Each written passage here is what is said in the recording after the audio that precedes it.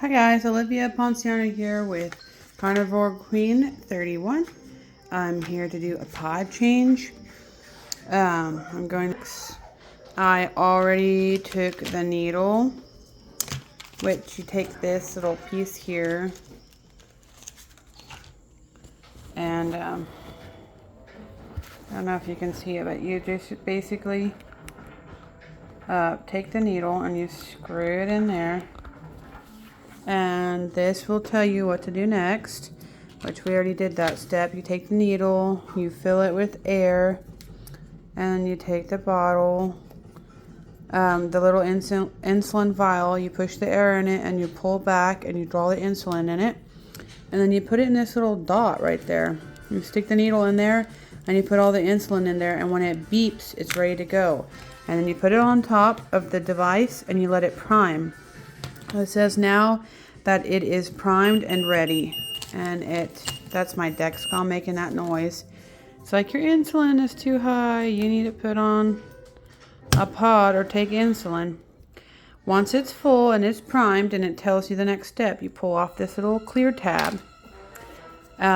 First off, wash your hands and clean the area where you're going to put it. Mine's going to go right there, and I already used alcohol and I cleaned it. Next, you're going to pull off these little tabs.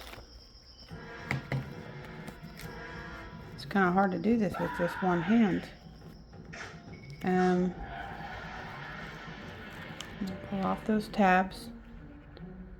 And then once you know where you're going to place it, if you already are putting it close to the same spot before, you need to put it like 3 inches away. I normally put it a little bit further. And then you just push that down. Make sure you don't get no wrinkles. You want to make sure you get underneath it after you get it nice and flat.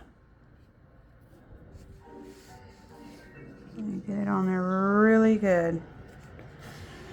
Then you hit next, and on the 6th click, it will insert the cannula. Ready? 3, 2, 1, start. Yes. So I don't know if you can hear it or not. 1, 2, 3, 4, 5. Oh, so on the 5th one is when it clicks. And you see that little red dot in that square? You need to have a red dot. If there's not a red dot, it's not inserted right. It'll ask you that.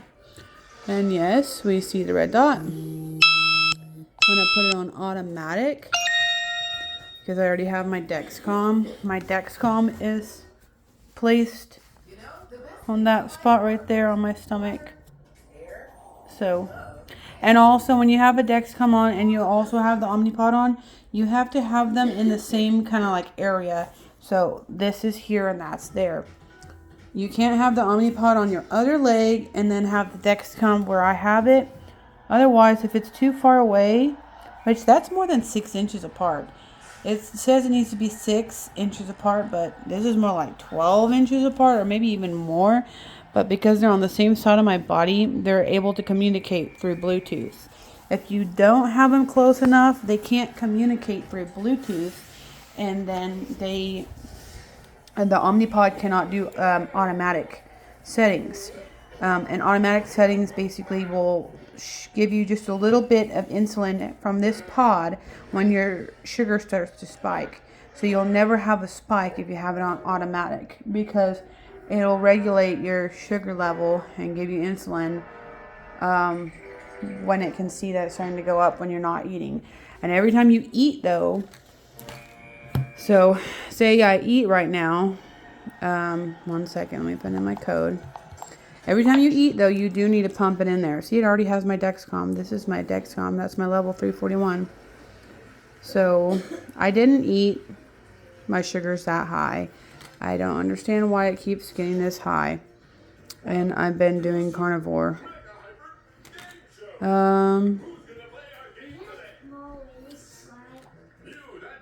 Hit use sensor. And it'll pick up 341 from my sensor, and then it calculates it.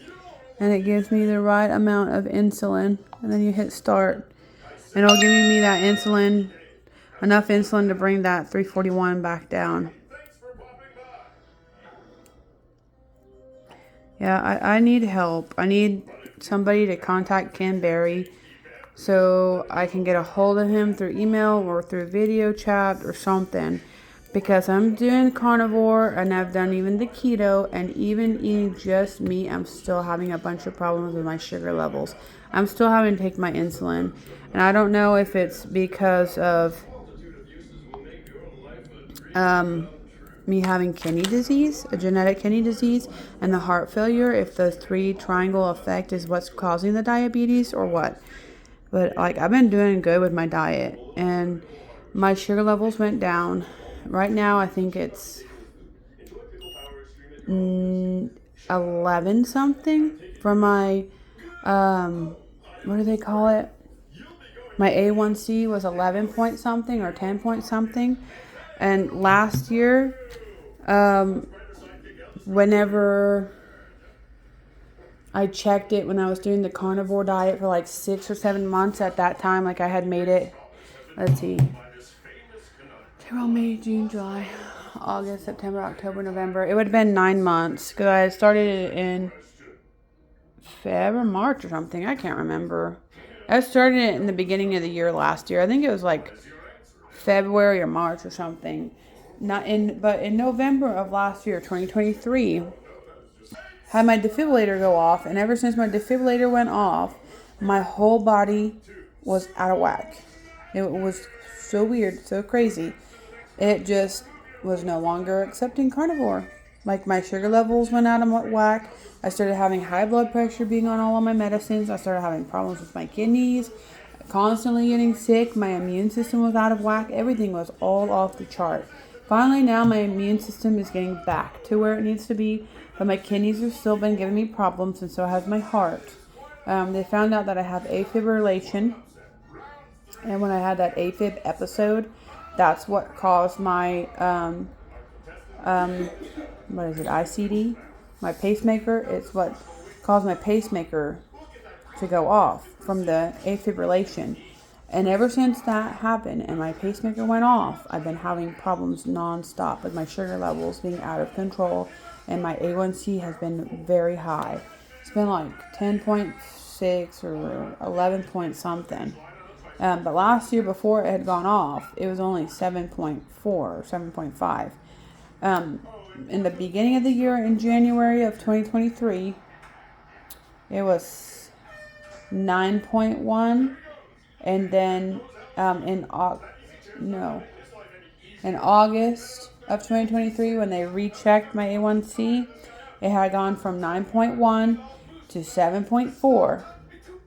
And then it was not even a few months when my pacemaker went off because I started having an AFib episode. It went from 7.4 all the way to 10.4. And I think it's increased and gone up. It's like 11 something now. So we'll see. I have another appointment in like a couple of months, and they're going to recheck my A1C then and see if it's gone down or if it's been staying up. I've just been avoiding pop and sugars. I try not to eat canned meat if I can help it because it's better to have fresh. But right now, ever since we moved, we've been struggling. We've been on food stamps and going to the food bank a bunch because I can't hardly afford food. I don't have a job, so I'm looking for a job. I got child subsidy, so my kids are in daycare now, so I can get a good job and make more money so that I can get better quality foods, because I know these foods are not even healthy for my kids to eat. I don't eat them. I'm maxing out all my credit cards basically just to be able to get good quality meat. Not really expensive meat, but not canned meat. Still good fresh meat, but probably not the best quality. It's like the cheaper meats. But I'm trying to just stay on this diet. I've been eating some vegetables and some fruits, but not a bunch. I've just been kind of doing the keto because there was a point in time where we ran out of meat, and then I had to start eating canned meat, so I tried to do the tuna or the canned chicken. I found a few bags of canned beef that were pretty good, and it had only like 2 carbs in it. I forget what it's called now. It's some kind of Mexican pulled pork meat in a bag. It was really good. I forget what it's called now, though. Other than that, I've been staying away from all the other stuff, which is harder than it sounds when you have 3 kids that don't want to just have a carnivore diet because they're still young and don't understand why we're eating only meat. My middle child just lost like 4 teeth, baby teeth, so in her front of her mouth too, so she can't even chew her food. So she doesn't want to chew meat because she's like, oh, this hurts to chew when you don't have teeth. So she's been kind of off meat herself, not wanting to chew it. She's been eating peanut butter and jelly sandwiches, which are not really good for you either. And my youngest one has been having problems with gluten and dairy products. Every time she eats any kind of like bread, her lip swells. So she's most likely going to get onto the carnivore diet. If I can get all 3 of my kiddos on carnivore diet, that's going to be amazing. Now that it's just me and the 3 girls, it'll probably be easier for me to stay on my carnivore diet and for them to get onto the carnivore diet as well, because we're not being influenced in a different way. So I will keep y'all posted and up to date. We are finally moved and situated, so it should be easier for me to make more videos. I am so sorry that I didn't do my hair today or put on any makeup or anything. Kind of look a little bit groggied up a little bit, I guess. I'll try to keep you more posted and up to date. If you don't mind, can you please like and subscribe if you haven't already, and spread the word. Thanks. Bye.